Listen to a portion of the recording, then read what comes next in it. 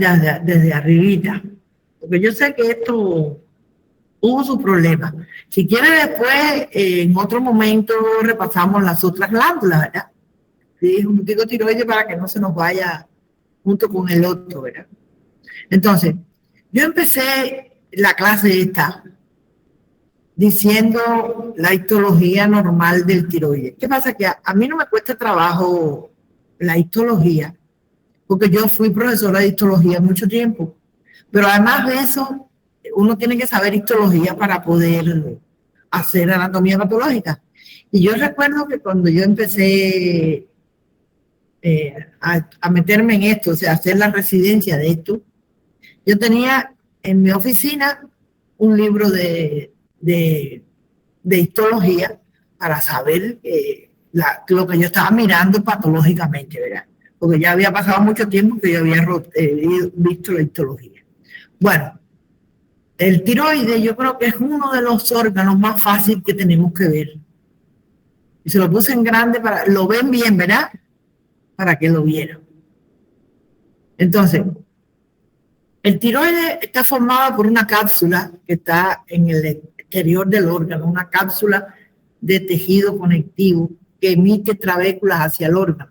En realidad son falsas trabéculas porque no son muy llamativas. Entonces, la unidad estructural y funcional del tiroides es el folículo. Este folículo está compuesto por células foliculares, o también llamadas tirocitos. Todas estas células foliculares, o llamadas tirocitos, ¿verdad? Que producen el coloide. Fíjense aquí, este coloide es producido por las células foliculares. Este tiroide tiene que estar unido al yodo, ¿verdad? Para producir la hormona T3 y T4. Si no hay yodo, no se produce. O sea que una de las causas del hipotiroidismo podría ser el déficit de yodo. Por eso ustedes ven que en la actualidad, en todas las partes del mundo, yo creo que no es tan necesario, porque un país que tenga costa y la sal sea del mar tiene yodo. O sea, la sal marina tiene yodo en su componente de la playa y el sol, y eso sale yodo. Entonces, hay algunas frutas que tienen yodo. El mango, creo que el mango es una de ellas. Bueno, el problema es que si tú vives en un país mediterráneo y no tomas la sal, no comes la sal yodada, por eso es que hoy en día viene la sal yodada, no vas a tener la posibilidad de tener yodo, y entonces puede surgir un hipotiroidismo. Porque como este coloide tiene que estar presente el yodo para formar la hormona, no se forma. Y entonces se forman los bocios, eso, el aumento de volumen difuso, que puede ser por muchas causas, pero esta sería uno difuso que se ve enorme en estos países mediterráneos que no tienen costa. Por ejemplo, yo estuve trabajando de médico patólogo en África por 2 años. En la región que yo estaba era Etiopía, y en Etiopía no tiene mar. Tenía muy poquito cuando aquello y después se lo quitaron, o sea, no tiene mar. Entonces había unos bocios extraordinarios, vaya, inmenso, era un tiroide que casi que se le salía por la boca.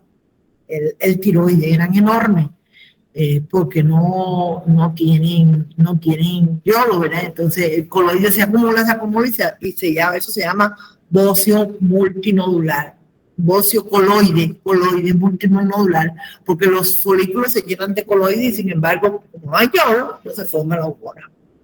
Bueno, hasta aquí todo bien, ¿verdad? El tiroides puede tener 2 patologías fundamentales, ¿verdad? Que serían 2 patologías de este índole. Hiperproducción, que se llama hipertiroidismo, hiperproducción de hormonas, o hipoproducción, que no la produce. Puede ser un bocio también, que sea hiperfuncionante, o un adenoma hiperfuncionante. ¿Qué pasa? Que el adenoma folicular, que es un tumor benigno que sale en el tiroides, puede ser hiperfuncionante o no, y hay veces no da ningún trastorno, ¿verdad? O puede ser hiperfuncionante. Si es un hiperfuncionante, te va a dar un hipertiroidismo. Pero hay una enfermedad que se llama, yo no sé, esto me saltó para acá.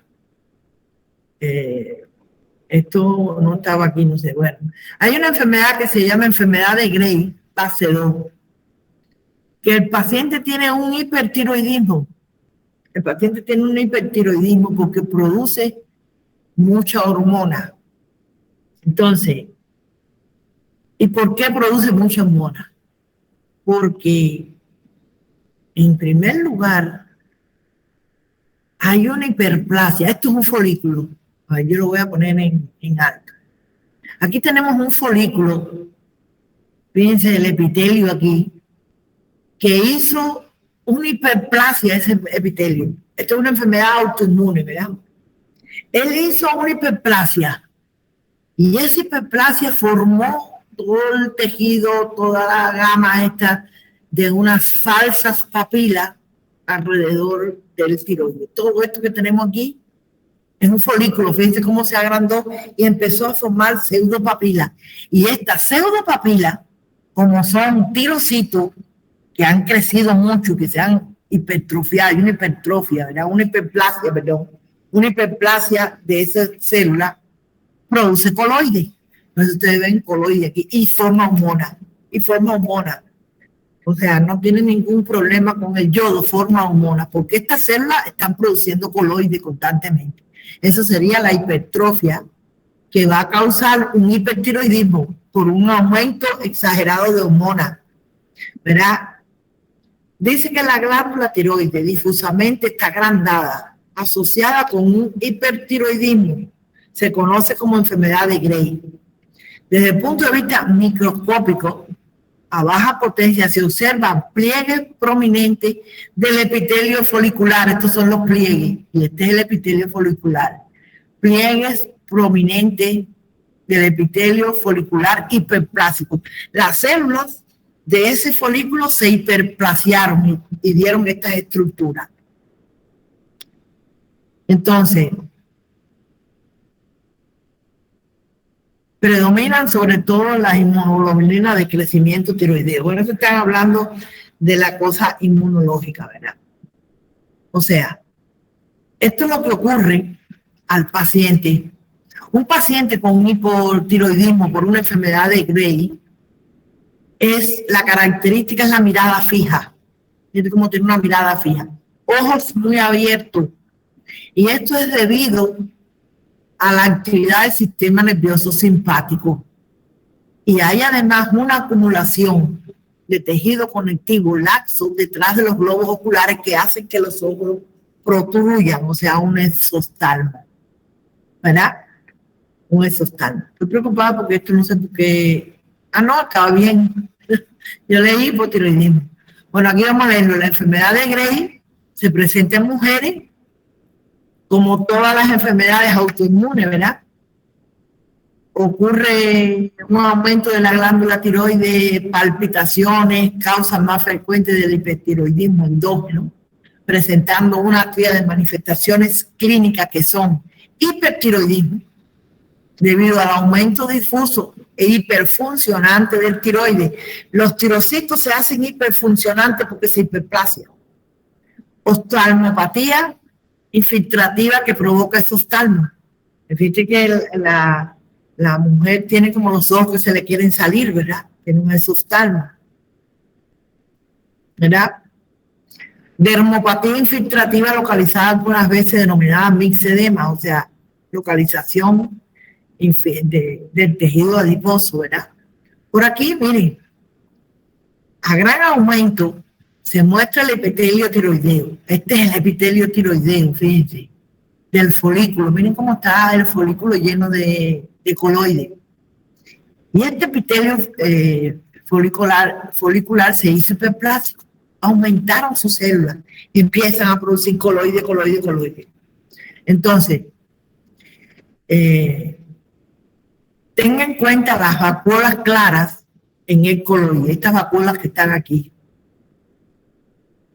junto al epitelio, donde el aumento de la actividad del epitelio para producir un aumento de la hormona tiroidea ha llevado a que el coloide se salga de la región, ¿verdad? Se salga de ahí, de esa zona pálida, en el folículo, ¿verdad?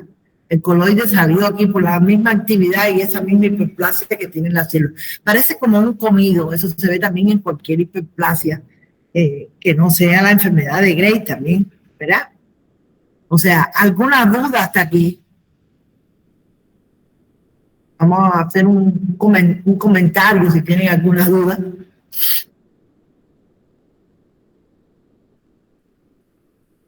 ¿Está bien? Bueno, me alegro que estén bien. Bueno, entonces, esto es lo que ocurre en la enfermedad de Gray.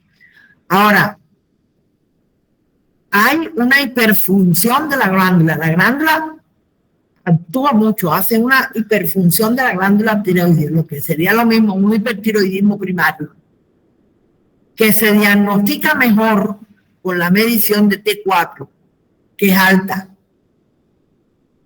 Mientras que la TSH, que es producida en la hipófisis anterior, de que esto trabaja como un mecanismo de feedback. ¿Qué quiere decir esto? A mí me falta hormona T3 y T4 en sangre y la hormona estimulante del tiroides, la TSH, ¿verdad? O TSH, como dicen ustedes, esto activa el tiroides para que se produzca. Y cuando tengo mucho, ella no la activa, como hay mucho en sangre, porque hay un hipertiroidismo, hay un aumento de la hormona T3 y T4. Y como hay ese aumento, entonces ella no puede aumentar, lo contrario, baja. Hay una disminución de la TSH, porque no le hace falta decirle a la otra que produzca, si ya esta está produciendo en cantidades abismales, ¿verdad? Entonces, es lo que no produce, y entonces con eso nosotros hacemos el diagnóstico de la enfermedad tiroidea. ¿Cómo? Le mando una TSH, una hormona, una prueba para ver si tiene TSH y vemos que es baja. Y mandamos una prueba T3, va a estar muy aumentada la T4 y rara vez la T3, pero se le mandan las dos, la T4 va a estar notablemente aumentada, ¿verdad? Entonces, eso es lo que ocurre en el hipertiroidismo, no hay otra cosa. Por el contrario, el hipotiroidismo es diferente, es disminución de la producción de la hormona, ¿verdad? Y ahí vimos que pueden pasar dos cosas. Ser un hipotiroidismo en niños y un hipotiroidismo en adultos. Es diferente el cuadro clínico. El tiroides tiene que ver con el crecimiento celular en sentido general, en todas las células. Por lo tanto, el cerebro, ese niño que no tiene hormona, porque puede ser que este niño haya nacido de una madre hipotiroidea, ¿verdad? Hay una reducción total de esa hormona y entonces el niño, esta hormona que tiene que ver con el crecimiento de todas las células, de las neuronas, entonces vamos a ver que este niño, no sé qué hay aquí, a ver. Bueno, después lo vamos a leer. Este niño va a ser lo que se denomina un cretinismo. Fíjense que va a ser la lengua fuera, ¿verdad? Por ejemplo, cuando hay yodo, cuando no hay yodo en esa zona, no existe yodo, entonces los niños van a tener baja talla. Fíjense, hay una prueba que se le hace cuando el niño nace, varias pruebas del piecito que es para detectar esto. Si se nota que hay un déficit de esta hormona, bueno, se le administra y entonces el niño va a crecer normalmente, ¿verdad? Fíjense que aquí tiene la frente ancha, no, ¿verdad? Frente estrecha, ¿verdad? Tiene la boca, la lengua que se le sobresale, no tiene un crecimiento y son los enanos hipotiroideos. Enanos hipotiroideos. Entonces, de entrada, vamos a ver lo que ocurre en este cretinismo. Esto es un cuadro clínico que se deriva de una reducida actividad de la glándula tiroidea, del tiroides, ¿verdad? Las hormonas tiroideas T4 y T3, cuya síntesis están regulada por la TSH, o sea, la TSH le dice, produce, ¿verdad? La hormona, pero si no hay posibilidades, no la puede producir, ¿verdad? Secretada por la hipófisis anterior, tiene como misión fundamental regular las reacciones metabolismo del organismo. Cuando las hormonas tiroideas disminuyen, como ocurre en el hipotiroidismo, la secreción de TSH aumenta, es lo contrario que ocurría en el otro, ¿verdad?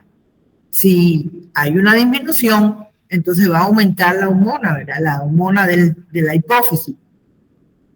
Por intento de conseguir que el tiroides trabaje al máximo para recuperar el nivel normal de hormonas tiroideas, ¿verdad? Esto es lo que trata de hacer.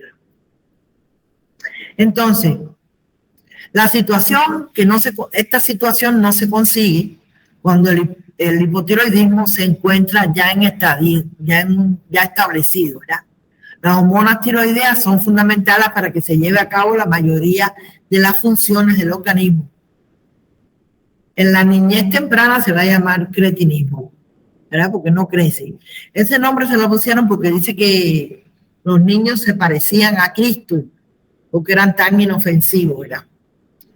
El término de mixedema al hipotiroidismo es aplicado al hipotiroidismo, que se desarrolla en la niñez tardía o en el adulto.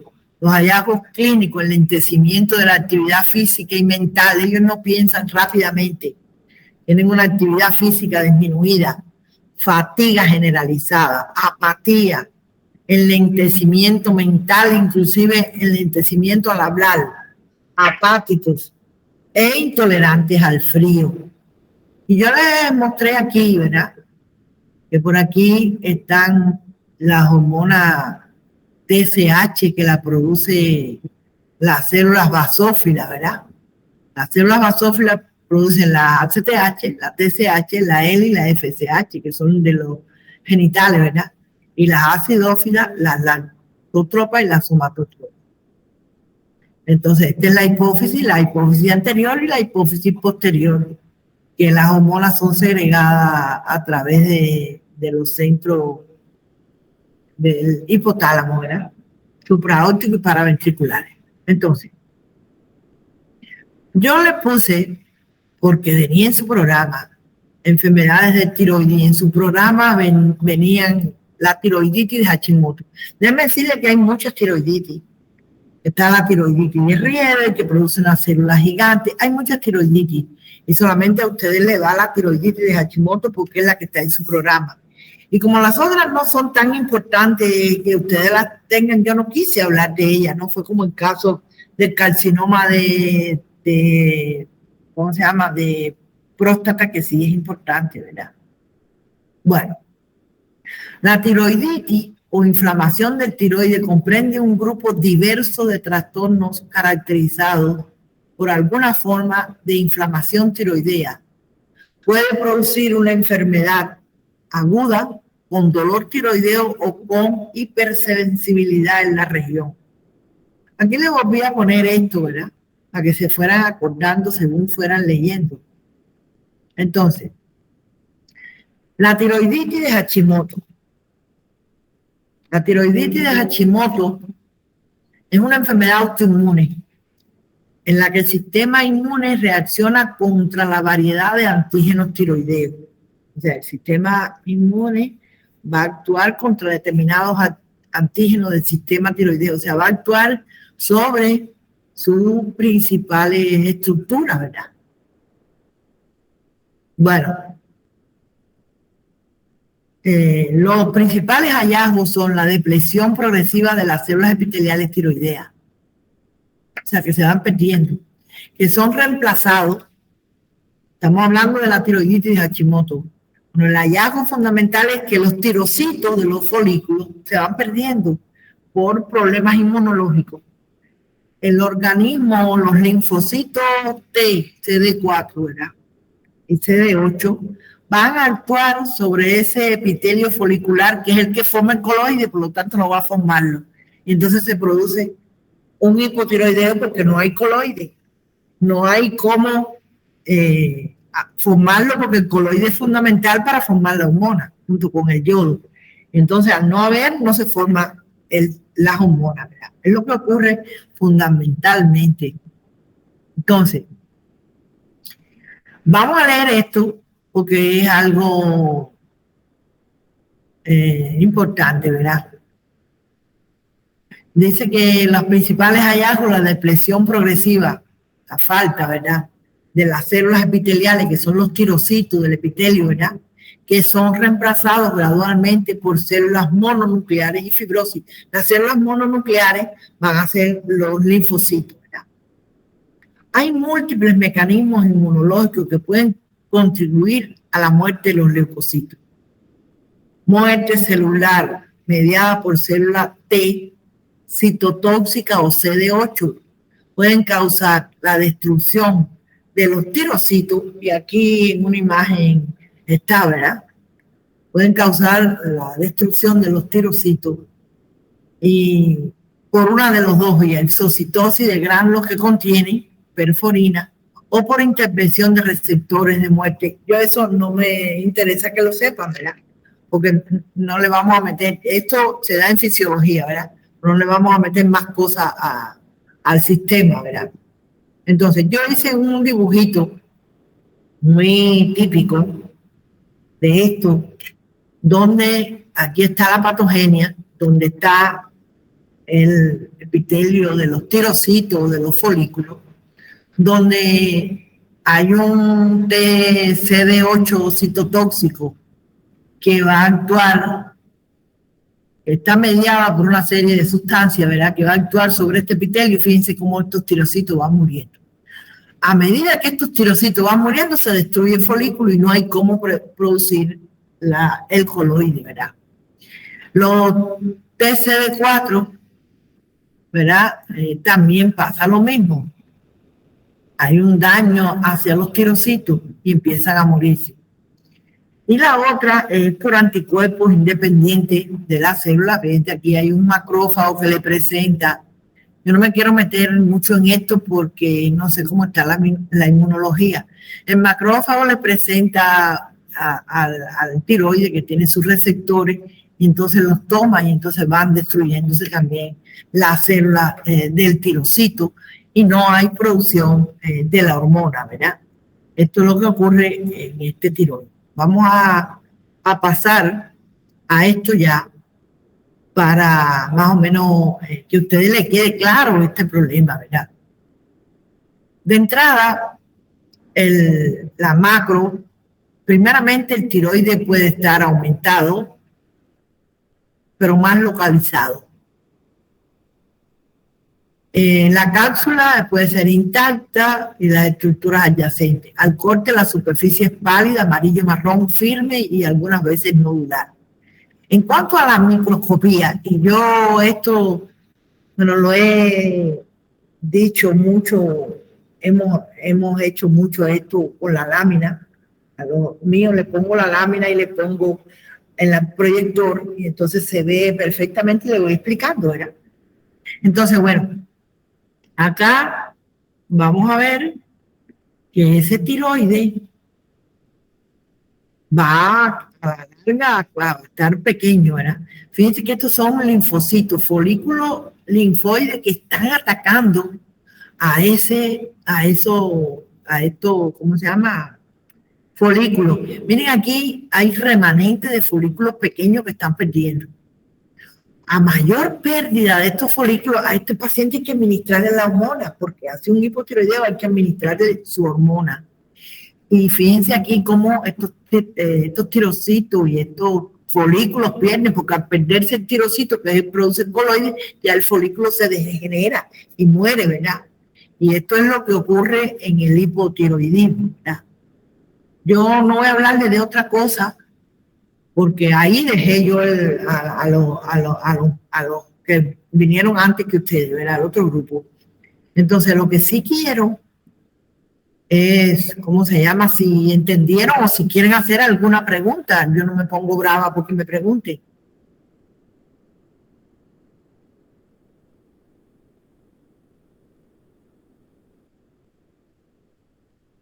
No sé si quieren hacer alguna pregunta. No, entendieron bien las dos cosas que a mí me preocupaban, ¿verdad? Entonces, seguramente le van a pasar el link dentro de poco, ¿verdad? Dentro de poco. Yo no sé si nadie, no hay nadie que quiera preguntar nada.